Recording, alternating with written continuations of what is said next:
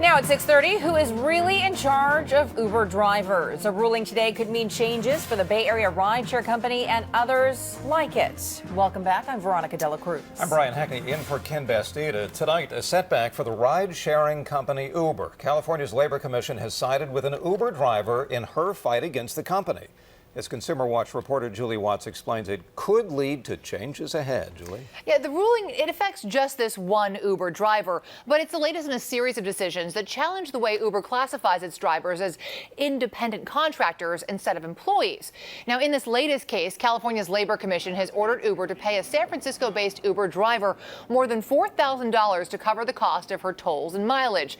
But at the heart of it was the Labor Commission's finding that Uber is legally her employer, a designation that entails paying for employee insurance and other job-related expenses.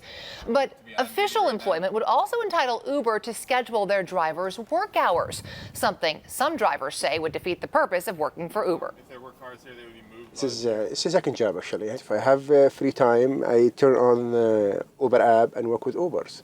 So in your opinion, you're better off being an independent contractor because you can set your own schedule? Yes, that's what I like it.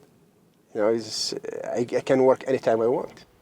Sam, for one, says he would prefer to remain an Uber contractor.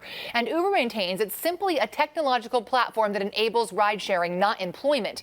But some labor lawyers say the California ruling does help build momentum for the idea that ride-share companies are employers. There are several lawsuits pending seeking employee status for the drivers of ride-sharing companies like Uber and Lyft. Now, it's important to note the Labor Commission's decision does not set a legal precedent, and Uber has filed an appeal. In fact, this ruling actually contradicts a previous ruling by the same Labor Commission that found a different Uber driver was not an employee. And 5 other states had similar rulings. So you were surprised by this?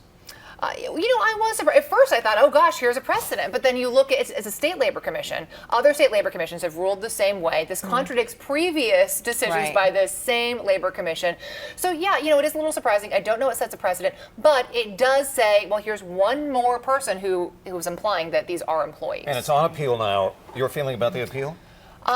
Well, I'm not a lawyer, so I probably shouldn't comment on that. But I do think, from what I've learned today, I do think Uber has a pretty good chance on appeal. I thought you had an ESQ after your. No, I'm sorry. I'm working on that. I'm working on that. Just kidding, Julie.